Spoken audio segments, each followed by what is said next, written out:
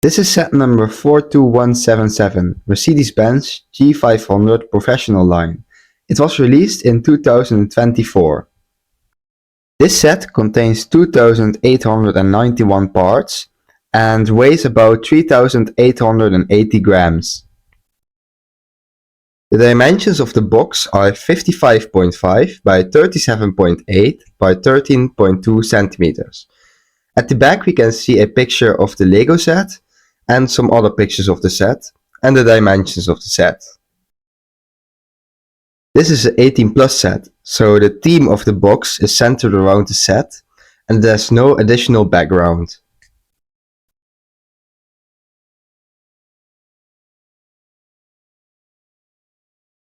This set contains 20 numbered bags. It has one unnumbered bag, 5 tires, 1 sticker sheet and 2 booklets. Next are some photos from the booklets. Feel free to pause the video to get a better look at them. First we built the front wheel hub. We made the movement for the suspension but didn't add springs yet. And the front differential is also in place. This will probably be used to move the pistons of the car. The steering is also built, and what I think is interesting is that they use an axle piece to keep the beam that's used for the steering in place. In Bag 2 we added a frame around the front wheel hub and a gear for the steering was also added.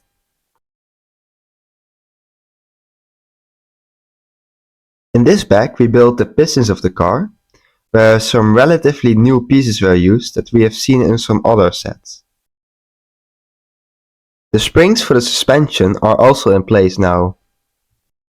In this phase we built the gearbox of the set, and of course it's color coded like some other Technic sets.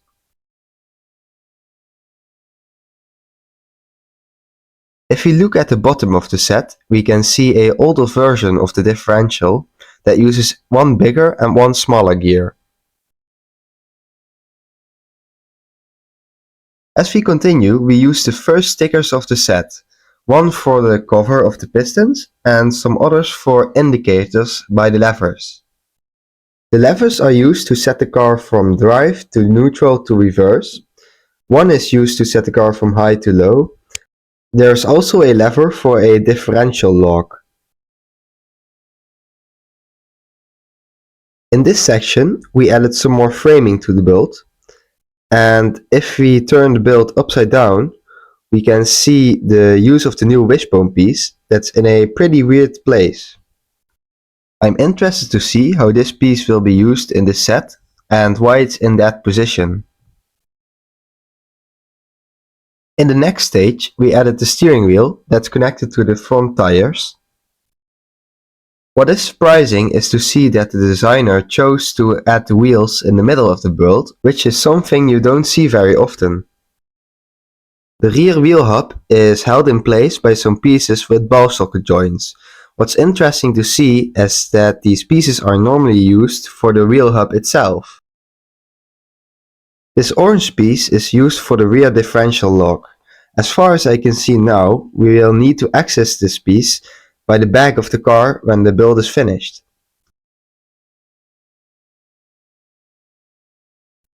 In Bag 7 we added some more framing to the top of the model and we added the first orange pieces for the exterior of the car.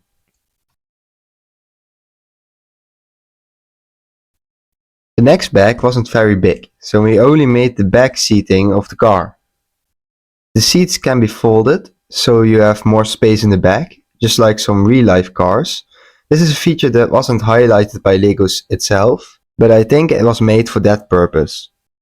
In the next step we added more of the orange exterior pieces and we made the back doors. What's special about these doors is that they have functioning locks. These locks can actually be opened from the outside using a black 1x3 piece. The next step of the interior is to add the driver and passenger seats.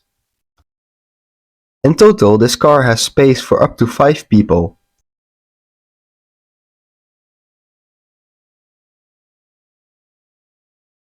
Bag 11 is finished and we have the front doors, and they too have functioning locks.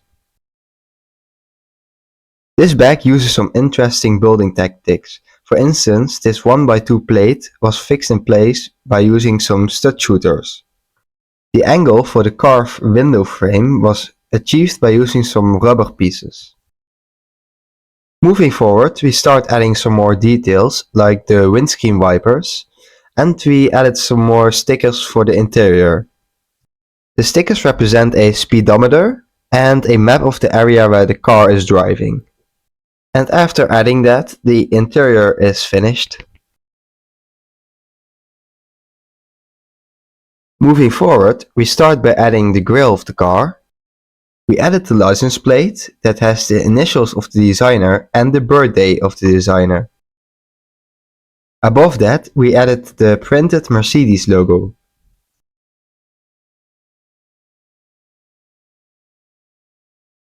I don't know if you can see it, but for the grille there were some binocular pieces used.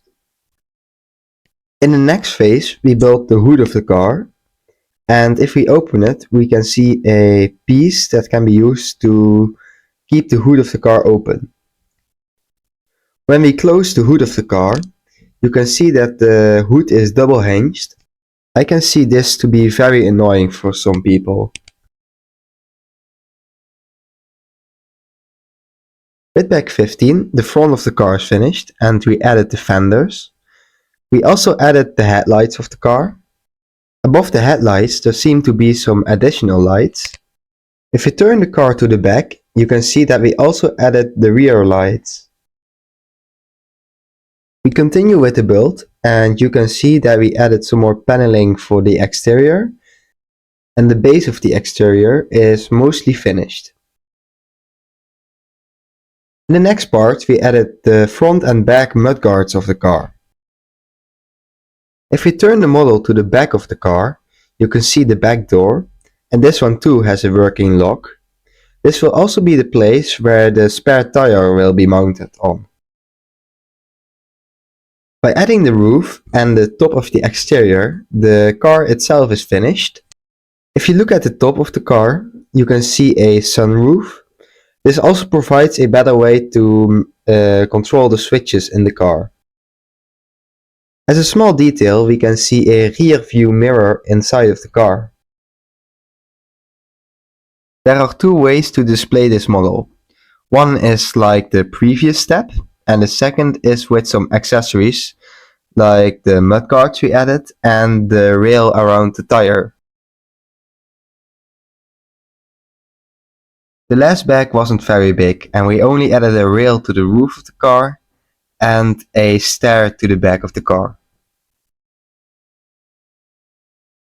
And with that, this set is finished, and here are some photos of the parts list of the set.